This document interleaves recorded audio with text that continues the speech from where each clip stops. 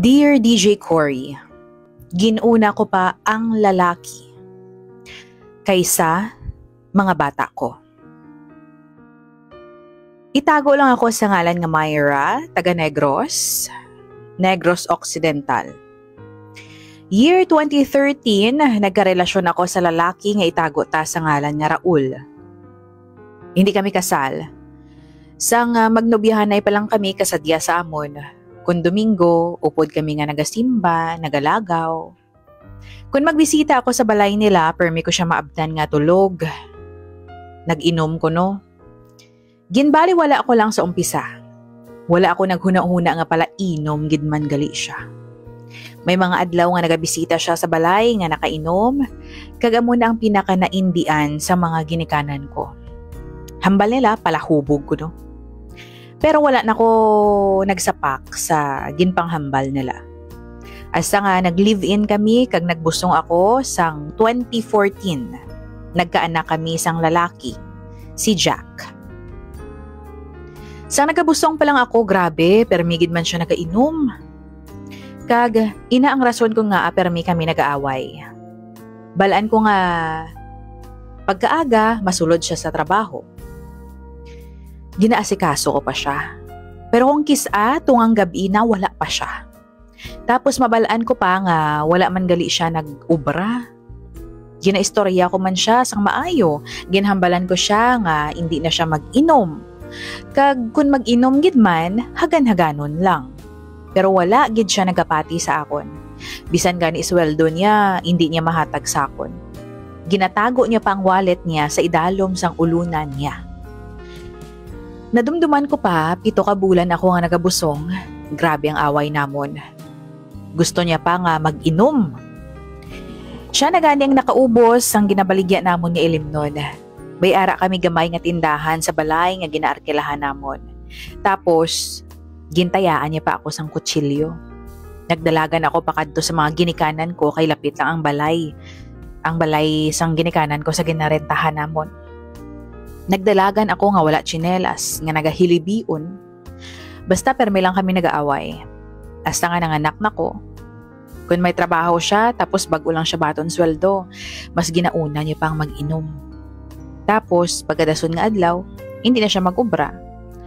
Ako pang nagahimo sang rason sa boss niya. Hindi siya makasulod sa obra, mga 2 days, kisa sobra pa. Tungod, sunod-sunod ang pag-inom niya. Bisan kay isa lang siya mag-inom sa isa ka semana, okay lang tani, di bala? Pero hindi eh. Wala niya ginapanumdum ang trabaho niya. Wala niya ginaulikdan ang pamilya niya. Kami sang bata niya. Puro inom lang gid ang ara sa utok niya. So sa permi namon nga inaway, nagdesisyon na lang ako nga magbalik sa poder sang akon nga nanay. Hasta nga ginuluuluhan niya ako. Sa pagpati ko nga magbag-o pa siya, nagbalik ako sa iya, kag nagkaanak kami liwat. Si Cyrus, 2 years old lang ang gap nila sang subang namon. Pila ka bulan pa lang ang amon agot nga si Cyrus sadto, nagtrabaho na ako sa isa ka company sa Bacolod. Tungod gihapon sa pagkapalainom ni Raul. Pero naman kami nag-aaway. Wala na siya gani trabaho. Ginapabayaan niya pang anak namon. Pagpauli ko, naabdan ko ang agot namon nga nagahibi. Gutom. Kaluoy. Kagang masakit sa tanan, ginabit-bit niya pang amon agot sa ilimnan. Hambal ko, bulagay na ta. Hindi ko nagid kaya. So nagbulagay kami. Ang company namon nagpagawa sang memo. Isaylo ako sa amon branch sa Dumaguete. Wala ko nagpasugot. Gin-suspend ako for 15 days. Ara sa kontrata sa company nga kung hindi ka magpasugot nga i-transfer or i-reassign, dapat mag-resign ka na lang. Na-stress ako. Nagpagwaliwat ang company sang memo. Isaylo ako sa isa pagid ka branch sa Cebu kay may nag-resign didto. Mabugat gid sa buot ko nga mapalayo sa pamilya ko, labi na gid sa duha ko ka anak. Sa sobra nga stress ko, sa live-in partner ko, na-realize ko ang trabaho ko para sa mga anak ko. Gani, nagpasugot na lang ako. So, gulpihanay ang paghalin ko. Si nanay kag tatay ang nag-alaga sa mga anak ko. Kag sang layo na ang partner ko, Sang layo na ako sa partner ko kag mga anak ko, may nakilala ako nga lalaki sa isa ka computer shop. Crush ko siya. Gin-chat niya ako. Ginagda niya ako nga magkadto sa lugar kung diin sila nagatambay kag nagainom. Nagpasugot ako kay gusto ko may kakilala nga tawo sa Cebu. Itago to siya sa ngalan nga Nel. Ginsugat ako ni Nel sang time nga ato, nagamotor siya, nakaitom nga t-shirt kag nakakalo. Gulpi lang ako nakabatsyag sang pulba. Daw hindi na lang ko mag-upod. Basi diin niya pa ko dalun. Hambal ko sa pinsar ko. Pero nangamuyo ako kay Lord. Ikaw nang bahala sa akon, Lord. Saligan ko ang tao nga ini. Pero mas may pagsalig ako sa imo. So nag-upod ako. Mga sobra 15 minutes ang biyahe namon sa motor. Nag-istoryahanay kami, kung taga-diin ako. Pila na ko kabulan sa Cebu. Pag-abot ko sa lugar nga kadtuan namo nakibot ako. Puro sila lalaki. Mapuli na lang tani ako pero may kilala gali ako sa grupo nga ato. Migo man ni Nel. Nakachat ko siya dati. Daw hindi ako makapati. Kadako sang Cebu pero small world.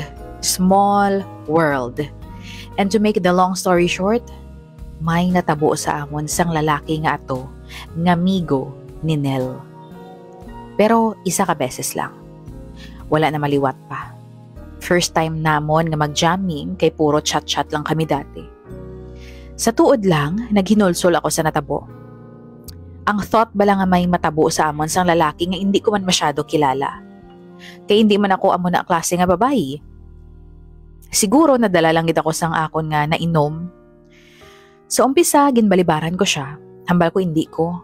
Pero sang ulihin nakuha yagid ako. Hindi niya man kuno pag-isugid sa mga amigo niya.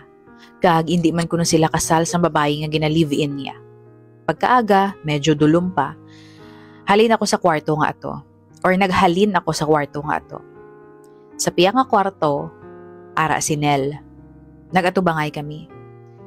Kag nabatsyagan ko nga nangin lapit na kami sa isa kag isa. Tapos hambal sa ako ni Nel. Ginhambalan siya kuno sang barkada niya nga ato. Nga akon ang gabi, sa imo ang aga. Pagkatapos ang natabo sa amon sang lalaki nga ato, wala na siya nagpabatsyag. Kag nagsaylo ang akon atensyon kay Nel. So ang natabo, chat-chat, jamming-jamming, hasta nga nangin kami. Si Nel, gamer siya. Nagahampang siya sang Dota, kag kung ano-ano pa. Bisyo niya ini. Pero samtang nagadugay kami, nagabago siya. Naglabot pagali sa punto nga ginasakit niya na ako.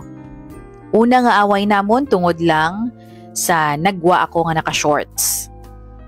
Ginkuga niya ko. Gingisi niyang bayo ko, gintampa, ginbutong, ginbunggo ako sa padera. Gintistingan ko nga bulagan siya pero ginaululuhan niya ako. Kag mangin okay na naman kami. Marupok ako Pero ginliwat niya na naman ang pagpanakit sa akon. Nakalabot na gani kami sa police station.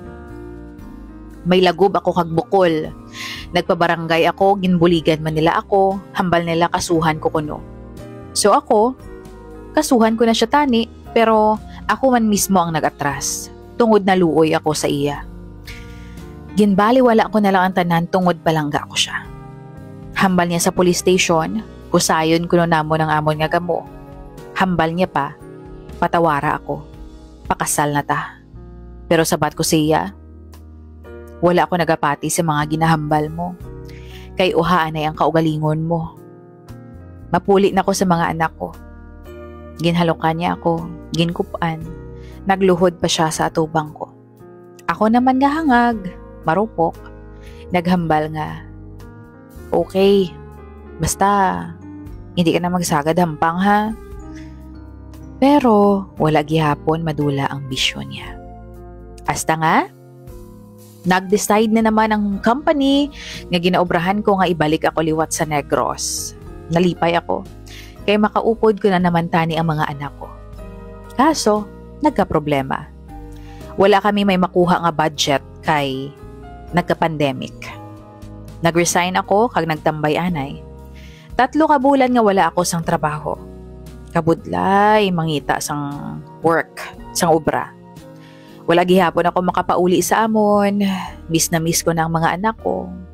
Hambal ko kay Nel, ma-apply ako trabaho pero hindi siya magpasugot kay may income man kuno kami. Ang pinaka-problema ko, wala siya time para sa akon.